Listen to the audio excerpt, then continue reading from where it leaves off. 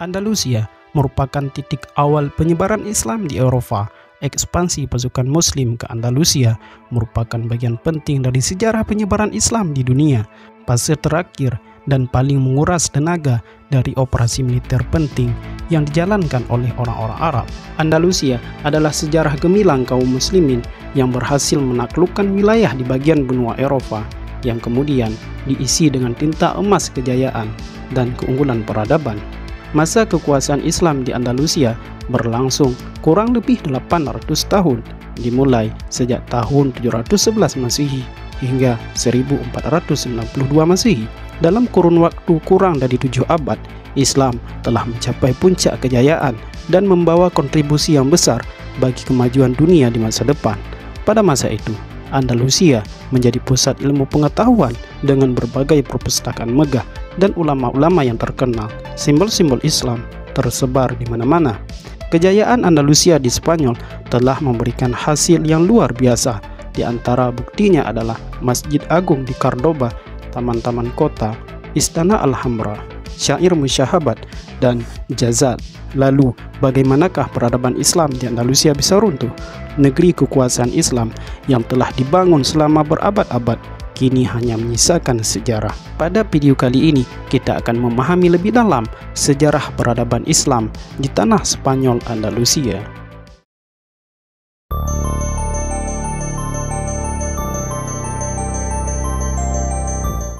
Penaklukan Andalusia terjadi sekitar tahun 711 Masehi di masa kekhalifahan Umayyah, tepatnya pada masa Khalifah Al-Walid bin Malik yang memimpin sejak tahun 705 Masehi sampai 715 Masehi. Pada masa itu, kaum muslimin telah berhasil menyelesaikan penaklukan Afrika bagian utara. Mereka berhasil menaklukkan Mesir, Libya, Tunisia, Aljazair, dan Maroko. Musa bin Nusayr saat itu menjadi pemimpin penaklukan Afrika yang mayoritas besar sukunya sebagai suku Amajik dan Barbar. Musa bin Nusayr berencana ingin melanjutkan ekspedisi penaklukannya ke arah Eropa, yaitu Andalusia. Sebenarnya, ide penaklukan Andalusia adalah sebuah ide yang sudah direncanakan sejak lama karena Musa bin Nusayr telah melihat keberhasilannya dalam menaklukkan Afrika bagian utara. Namun, ide penaklukan Andalusia bukanlah hal yang mudah karena dia menyadari ada beberapa kendala yang akan dihadapi, di antaranya kekurangan armada laut untuk digunakan menyeberangi dari Maroko menuju Andalusia yang jaraknya kurang lebih 13 km. Adanya Pulau Balear. Pulau Balear terletak di tepian timur Spanyol dan berada di bawah kekuasaan orang Nasrani. Mengingat posisinya yang dekat, membuat kaum muslimin tidak aman memasuki Andalusia. Pada saat itu, jumlah kaum muslimin masih sedikit. Hal ini tentu akan sulit menaklukkan Andalusia dengan pasukan yang terbatas, sedangkan kaum Nasrani di Andalusia sangat banyak, sehingga tidak seimbang jika terjadi pertempuran dengan pasukan Kristen. Kaum muslimin belum berhasil menaklukkan pelabuhan Sabtah atau kota Sabtah.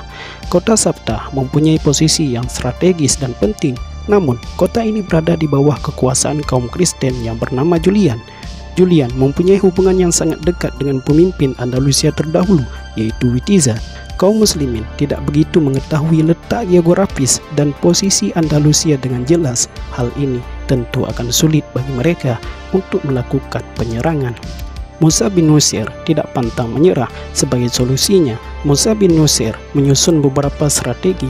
Di antaranya, dia membangun beberapa pelabuhan dan menyiapkan beberapa armada laut, mengajarkan Islam kepada suku Berber, mengangkat Tariq bin Ziyad sebagai pemimpin pasukan, menaklukkan Pulau Balear. Dengan begitu, maka kaum muslimin akan aman dari arah timur saat penaklukan Andalusia.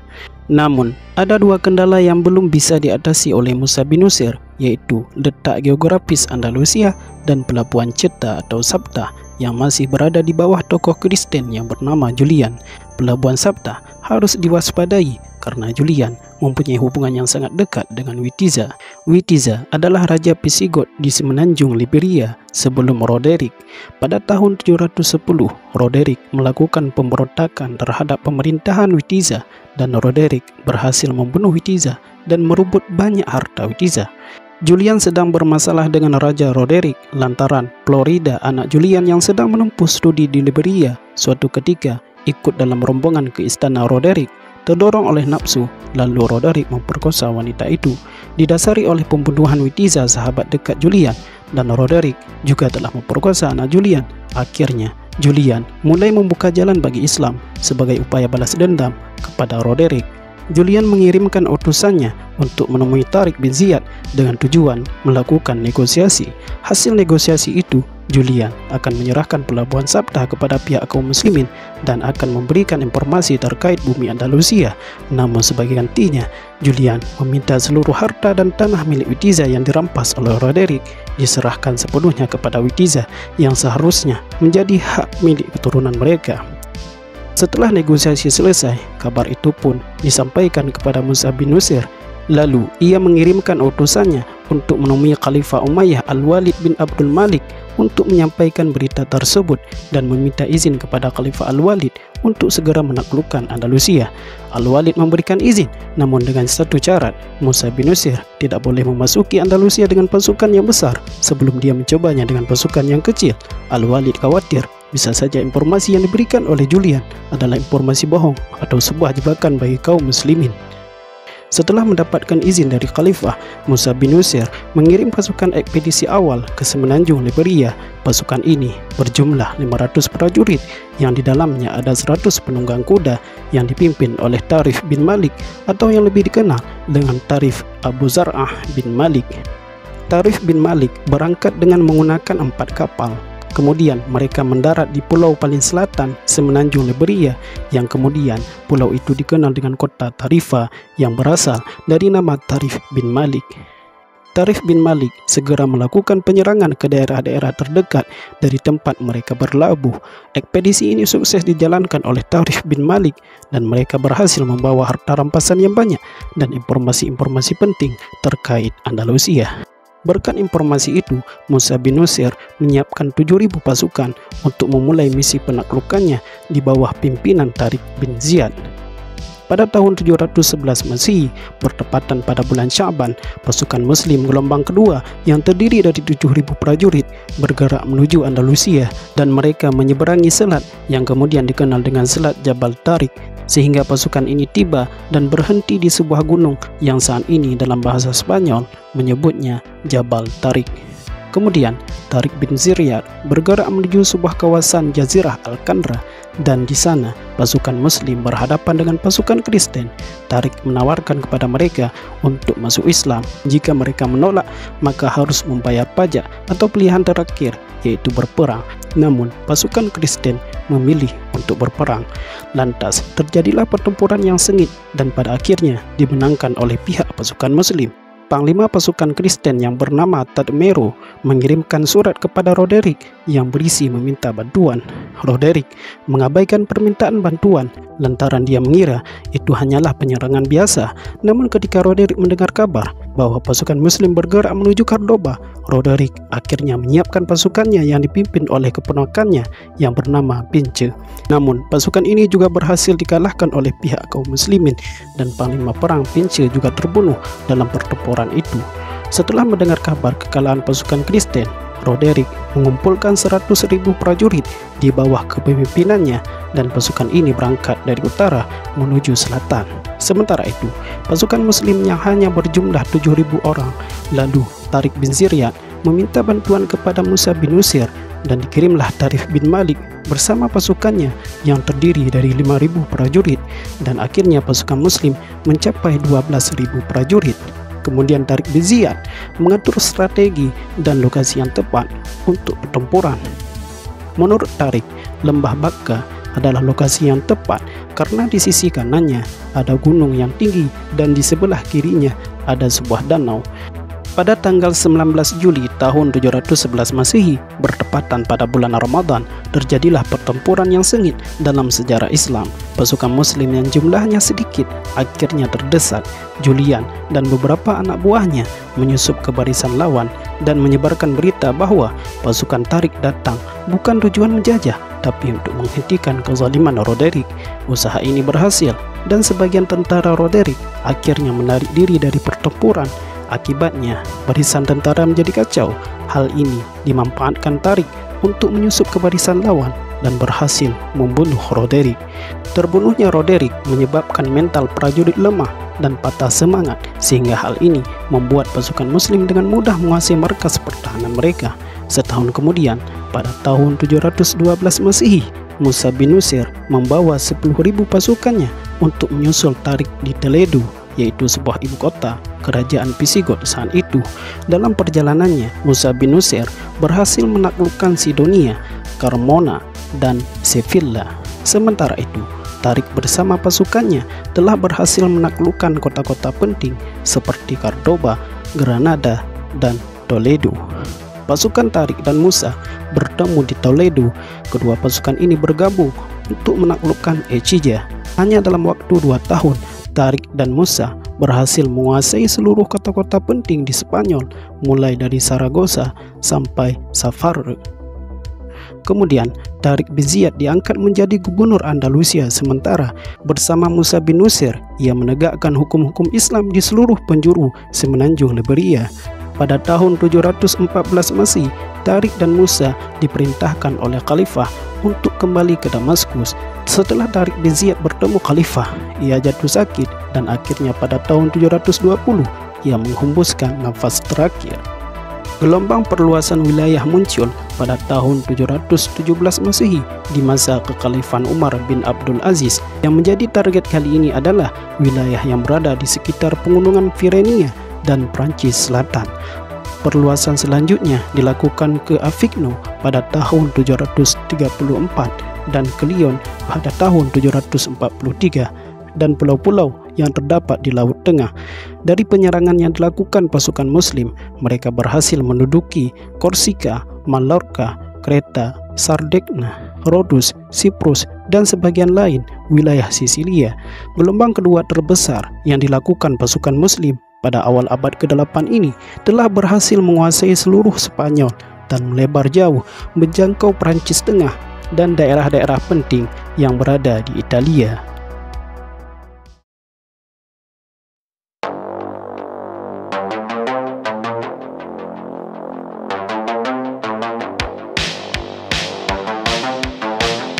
Kekuasaan Islam pada masa dinasti Umayyah telah membawa perubahan yang sangat besar baik di segi ilmu pengetahuan dan kebudayaan.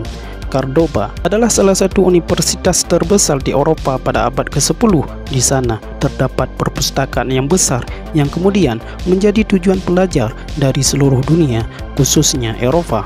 Kota-kota lain yang menjadi pusat ilmu pengetahuan di Andalusia adalah Sevilla, Granada, dan Toledo. Hal itu bisa kita lihat dengan adanya terjemahan yang bergerak dalam menerjemahkan bahasa Yunani ke dalam bahasa Arab. Kekuasaan Islam di Andalusia telah membawa perubahan yang sangat besar, mencakup segala bidang ilmu pengetahuan seperti filsafat, sains, fikih, musik, dan kesenian, serta bahasa dan sastra. Pada masa Al-Hakam, karya ilmiah dan filsafat diimpor dari timur dalam jumlah yang besar, sehingga pada tahun-tahun berikutnya Andalusia berhasil melahirkan para tokoh-tokoh besar di dunia. Bahkan ilmu filsafat berkembang pesat di Universitas Cordoba dan diklaim menyaingi Baghdad. Salah satu tokoh yang cukup populer dalam ilmu filsafat di Spanyol adalah Ibnu Bajjah. Ia dilahirkan di Saragossa dan menulis sebuah karangan yang berjudul Tadbir al-Mutawahhid. Dan tokoh yang kedua adalah Abu Bakar ibnu Tufail. Ia penduduk asli Wadi Asi, sebuah dusun kecil yang berada di sebelah timur Granada. Ia meninggal pada usia tua pada tahun 1185. Ibnu Tufail banyak menulis masalah kedoktoran, astronomi, dan filsafat. Salah satu karyanya yang terkenal berjudul Hai Ibnu Yakhzan. Pada abad ke-12, munculnya seorang tokoh pengikut Aristoteles yang terbesar dalam gelanggang filsafat Islam yang berasal dari Cordoba, yang lahir pada tahun 1126 dan meninggal tahun 1198. Ia dikenal dengan kecermatannya dalam menafsirkan naskah Aristoteles dan kehati-hatiannya dalam menggeluti masalah keserasian filsafat dan agama. Ia juga ahli di bidang fikih. Karyanya yang masih dikenal hingga saat ini adalah Bidayatul Mujtahid. Sementara itu, ilmu pengetahuan di bidang sains pada masa dinasti Umayyah banyak memunculkan ilmuwan muslim seperti Abbas bin Firnas yang mahir di bidang kimia dan astronomi. Ia adalah orang pertama yang menemukan pembuatan kaca dari batu. Ada juga Azrawi, cendekiawan yang dijuluki sebagai bapa ilmu bedah modern yang lahir di Azahara yang terletak di pinggiran pusat pemerintahan Bani Umayyah di Cordoba. Kemudian Ummu Hasan bin Abi Ja'far dan Al-Hafid, dua bersaudara yang dikenal sebagai ilmuwan muslim yang ahli di bidang kedokteran dari kalangan wanita.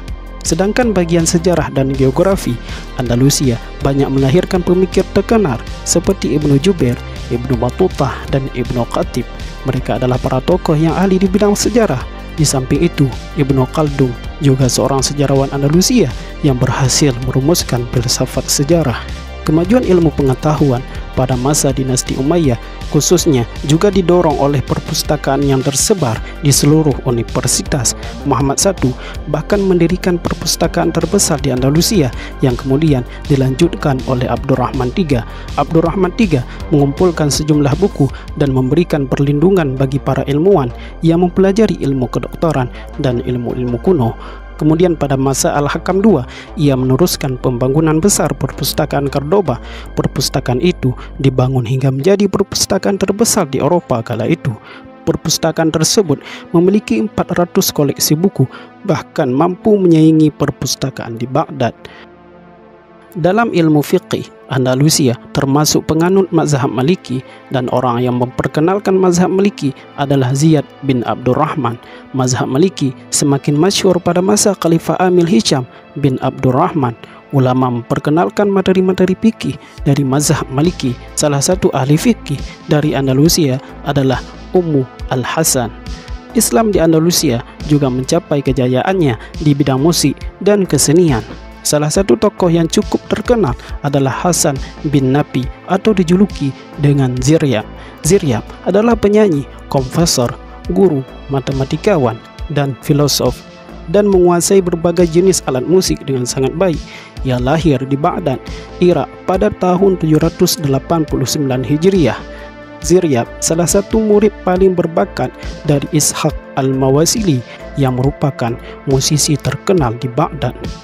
Ziryab terkenal memiliki suara yang sangat merdu dan salah satu tokoh muslim pada masanya yang banyak memberikan perubahan di bidang musik. Ketenarannya sebagai ahli musik mencapai puncaknya pada saat ia berada di Cordoba. Saat itu Andalusia berada di bawah kekhalifahan Abdurrahman II, yaitu khalifah keempat dinasti Umayyah Andalusia. Ziryab menetap di Cordoba pada tahun 822.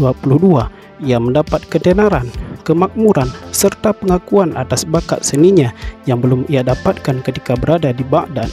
Di Cordoba, ia membangun sekolah musik yang mampu bertahan selama 500 tahun setelah dia meninggal. Kemudian di bidang bahasa dan sastra, Andalusia juga berkembang pesat pada masa keemasan Islam di sana. Bahasa Arab telah menjadi bahasa administrasi dalam pemerintahan Andalusia. Bahkan penduduk asli Spanyol menomorduakan bahasa asli mereka. Banyak tokoh-tokoh yang ahli dan mahir dalam bahasa, baik di segi keterampilan berbicara maupun tata bahasa, seperti Ibnu Sayyidi, Ibnu Malik yang mengarang kitab Alfiyah, Abul Hayyan Al-Gharnati, Ibnu Haji, dan Ibnu Khuruj.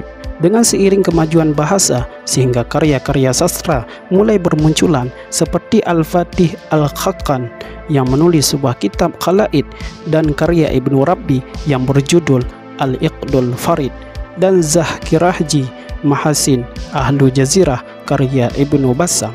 Kemudian kemajuan di bidang arsitektur, Bani Umayyah di Andalusia mencapai puncak kejayaannya dengan memadukan unsur-unsur Islam, Kristen, dan Visigot.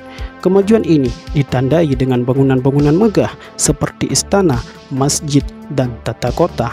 Contoh peninggalan arsitektur Bani Umayyah di Andalusia adalah Masjid Cordoba atau Masjid Katedral Cordoba, Istana Alhambra, Taman Masjid Al-Baishin, Benteng Al-Jazaba di Malaga. Ciri khas arsitektur Bani Umayyah menggunakan lengkungan tafal kuda, menggunakan khat Arab sebagai motif ukiran, menggunakan batu potong, batu bata panggang, dan batu bata lumpur, menggabungkan elemen timur dan barat untuk menciptakan gaya Islam baru.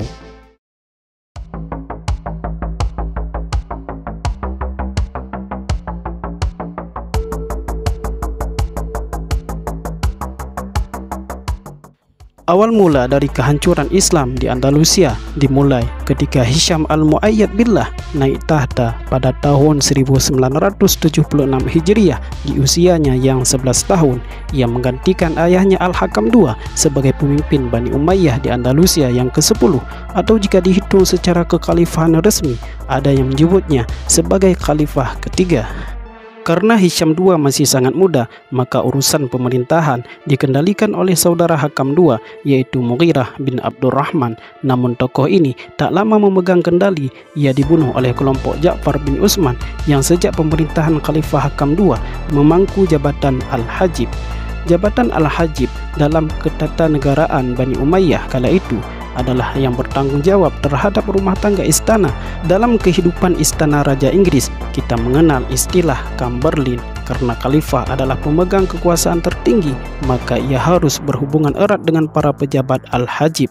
Di sisi lain, para pejabat Al-Hajib ini pun sangat menentukan beberapa kebijakan penting istana. Pembunuhan atas Mughirah menyebabkan terjadinya perebutan kekuasaan. Pada tahun 1991, Muhammad bin Abdul Amir yang menjabat sebagai pelaksana kekuasaan pada masa Khalifah Hakam II segera bertindak mengambil alih seluruh kekuasaan termasuk jabatan Al-Hajib. Dialah yang menjabat Mursyid Al-Amiri, pengganti Mughirah bin Abdurrahman. Ia meninggal pada tahun 1002 Hijriah dan digantikan oleh anaknya Abdul Malik Al-Muzaffar. Setelah ia meninggal, digantikan oleh adik tirinya Abdurrahman Shahjul yang tidak memiliki kualitas dalam segi pemerintahan. Dalam beberapa tahun, Andalusia yang dulunya damai dan makmur dilanda kekacauan. Khalifah Hisham III mengundurkan diri pada tahun 1031 karena merasa tidak sanggup memperbaiki keadaan Andalusia yang semakin memburuk. Dewan Menteri yang memerintah Cordoba akhirnya menghapus sistem kekhalifahan. Ketika itu, Andalusia sudah terpecah menjadi kerajaan-kerajaan kecil atau yang disebut dengan taifa. Pada periode ini, Andalusia memasuki pertikaian internal sehingga menyebabkan Andalusia semakin lemah di segi politik. Ironisnya, dalam kondisi demikian, beberapa taifa justru meminta bantuan kepada kerajaan-kerajaan Kristen untuk melawan taifa lainnya.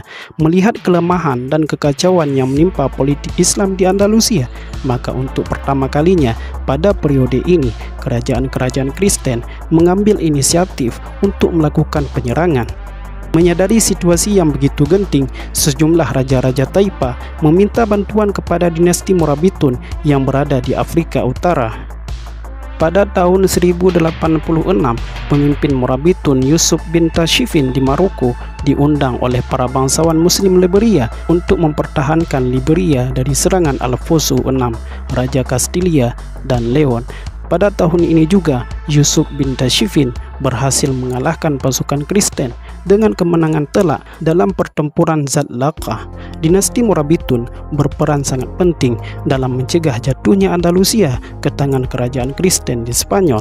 Ketika mereka berhasil mengalahkan koalisi Kastilia dan Aragon pada pertempuran Zat Laqah tahun 1086, kemudian pada tahun 1096, Yusuf bin Tashfin menghapus semua penguasa-penguasa kecil di Andalusia dan mengambil alih sistem pemerintahan. Hal ini memungkinkan mereka untuk mengontrol sebuah kerajaan yang membentang 3000 km dari utara sampai selatan. Pada tahun 1143, kekuasaan dinasti Morabitun berakhir baik di Afrika Utara maupun Maroko. Dinasti Morabitun jatuh pada puncak kejayaannya ketika mereka gagal menghentikan pemberontakan yang dilakukan oleh Muwahhidun yang dipimpin oleh Ibnu Tumar. Akibatnya, raja terakhir Morabitun, Ishaq bin Ali, dibunuh di Marrakesh pada April tahun 1147. Muwahhidun adalah sebuah dinasti yang menggantikan Morabitun sebagai dinasti yang berkuasa di Maroko dan Andalusia. Menurut Ibnu Tumar, dinasti Morabitun menganut aliran yang disebut At-Tajsim, yakni suatu paham yang menggambarkan bahwa Tuhan memiliki anggota tubuh. Oleh karena itu, Ibnu Tumar melakukan gerakan untuk mengembalikan Islam sesuai dengan ajaran Al-Quran dan Hadis. Pada tahun 1164, dinasti Muwahhidun menguasai kota-kota Cordoba, Almeria, dan Granada. Kekuasaan dinasti Muwahhidun di Andalusia mencapai puncaknya di bawah pemerintahan Abdul Mukmin. Kekuasaan mereka membentang dari Andalusia hingga ke Harkah, sekarang Libya, bagian timur. Dinasti Muwahhidun sangat memperhatikan perkembangan dunia pendidikan, namun kejayaan dinasti Muwahhidun pada akhirnya mengalami kemunduran dan berakhir dengan keruntuhannya. Keruntuhan Muwahhidun berawal dari penerapan akidah Ibnu Tumar yang lemah. Akidah tersebut kemudian semakin melemah pada masa khalifah-khalifah berikutnya, yaitu Abdul Mukmin bin Ali, Yusuf bin Abdul Mukmin, dan Yaqub al-Mansur.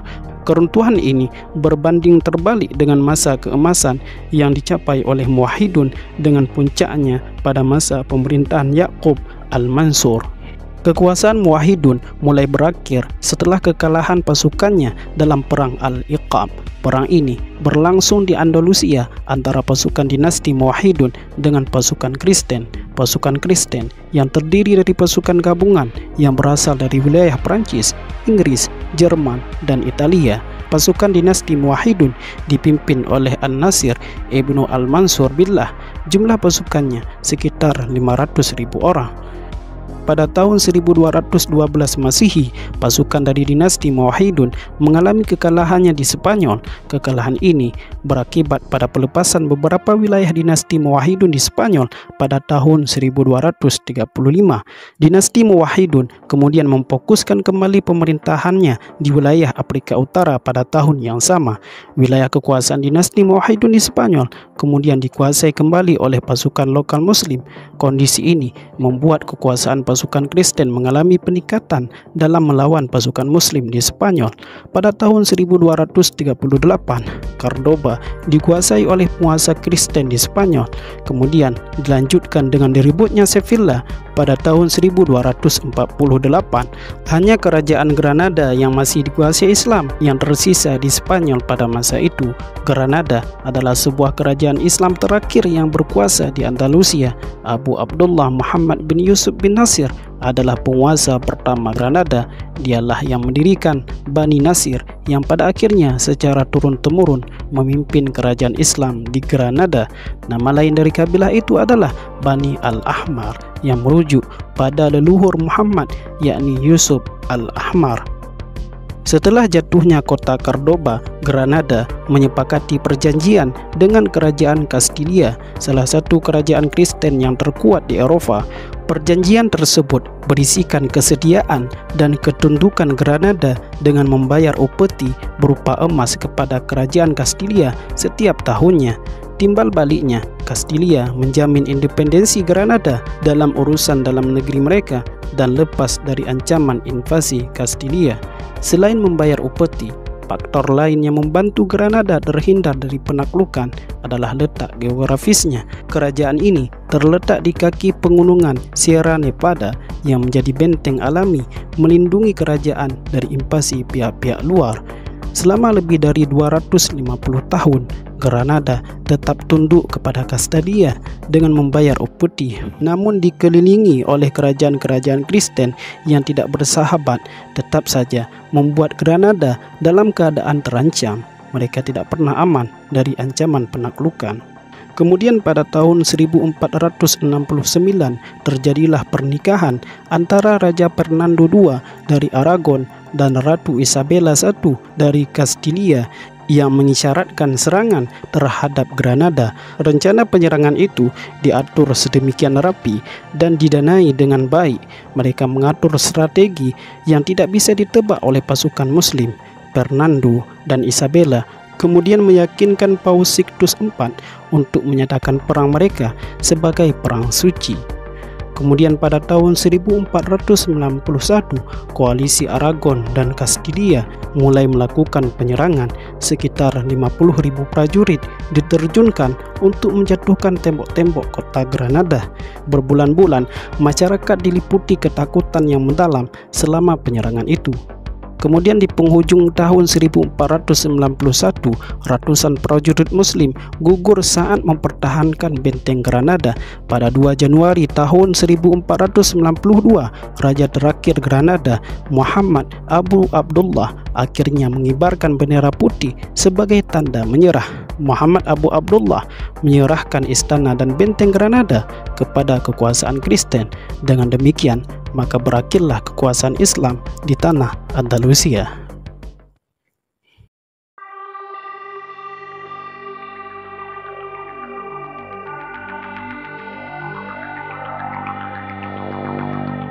Jatuhnya Granada pada tahun 1491 membuka babak baru bagi sejarah umat Islam di tanah Spanyol atau benua Eropa pada umumnya. Sayangnya, fase ini menimbulkan trauma yang mendalam bagi kaum muslimin. Mereka dipaksa untuk murtad dan memeluk agama Kristen. Yang tidak mau, maka akan diusir ke Afrika Utara, Sisilia, dan Anatolia. Kebebasan mereka sebagai warga benar-benar dibatasi sejak negeri mereka dikuasai Kristen. Penaklukan Kristen atas tanah Andalusia bukan sekedar merebut kembali tanah mereka dari tangan kaum muslimin, namun segala bentuk pengaruh Islam di sana hendak dilenyapkan. Jejak-jejak pencapaian Islam di bidang politik, sosial, sedikit demi sedikit mereka hilangkan. Reconquista atau penaklukan kembali bukan sebatas peperangan, tetapi juga repopulasi secara besar-besaran. Wilayah-wilayah Taifa yang direbut dari raja-raja Muslim kemudian ditempati oleh kaum Kristen. Raja-raja Kristen di Eropa mengambil orang-orang mereka sendiri untuk ditempatkan di berbagai wilayah di Andalusia. Dengan demikian, wajah demografis Andalusia perlahan-lahan berubah. Para penguasa Kristen di Andalusia ingin menjadikan Andalusia sebagai negeri satu agama. Hal seperti itu sangat bertolak belakang dengan corak budaya dan sosial setempat ketika Andalusia masih dikuasai oleh Islam. Sejak dikuasai Bani Umayyah, Andalusia menerima dengan tangan terbuka komunitas-komunitas non-Muslim, bahkan Yahudi, bersama-sama membangun kemajuan Andalusia di bawah bendera kekhalifahan. Namun dengan catatan, mereka diwajibkan untuk membayar pajak. Jika mereka menolak, maka hukumnya adalah penjara. Kebijakan pajak sesungguhnya diteruskan oleh kerajaan Kristen semenjak mereka menguasai Andalusia. Alih-alih keadilan, orang-orang non-Kristen justru dibebani kewajiban pajak yang sangat besar. Bagi mereka yang tidak mau bayar pajak atau tidak mampu, maka konsekuensinya diusir dari tempat tinggalnya. Pada tahun 1492, sekitar 200.000 umat Yahudi diusir secara paksa oleh Raja Ferdinand. Kemudian pada tahun berikutnya, Uskup Agung Fernando memaksa penduduk Muslim Granada untuk memeluk agama Kristen. Jika tidak mau berpindah keyakinan, maka mereka akan diusir dari Andalusia. Kemudian pada tahun 1502, Ratu Isabella menetapkan aturan bahwa seluruh non-Kristen yang berada di wilayah kerajaan Kastilia wajib memeluk agamanya menjadi Kristen.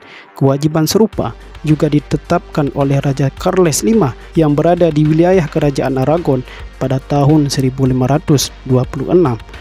Menurut catatan sejarah, Raja Philip V mengusir sekitar 300.000 kaum muslimin pada tahun 1610 dan tahun 1614 lewat perintah yang ia keluarkan pada 2 September tahun 1609. Melalui praktek tersebut, mereka berusaha melenyapkan segala bentuk jejak peradaban Islam yang nyata-nyata telah memberikan kontribusi yang besar bagi kemajuan Eropa kala itu. Yang tersisa dari kejayaan Islam di Andalusia adalah peninggalan fisik seperti Istana Alhambra, komplek istana dan benteng di Granada yang didirikan pada abad ke-13. Istana ini juga dikenal sebagai Istana Merah karena dinding dan menaranya berwarna kemerahan. Kemudian Masjid Agung Cordoba yang dibangun oleh Abdurrahman I, pendiri Daulah Umayyah di Spanyol. Masjid ini mencerminkan perpaduan dua agama dan budaya yang membentuk Andalusia. Tak hanya itu, masih banyak lagi bangunan bersejarah yang menjadi bukti peninggalan peradaban Islam di Spanyol. Dalam buku Sejarah Pendidikan Islam, memahami kemajuan peradaban Islam klasik hingga modern oleh Muhammad Tisla Nugraha menyebutkan bahwa bukti nyata kejayaan Islam juga masih dapat dilihat hingga kini di Eropa Selatan, khususnya Spanyol dan Portugal. Di bidang arsitektur misalnya, di mana Islam masih meninggalkan bangunan-bangunan spektakuler seperti Istana Alhambra, Masjid Cordoba, Menara Giralda, Masjid Cristo de la Luz. Selain istana dan masjid, bangunan lain yang tidak kalah penting dari peninggalan Islam di Spanyol adalah bendungan yang berfungsi untuk penggairan atau irigasi.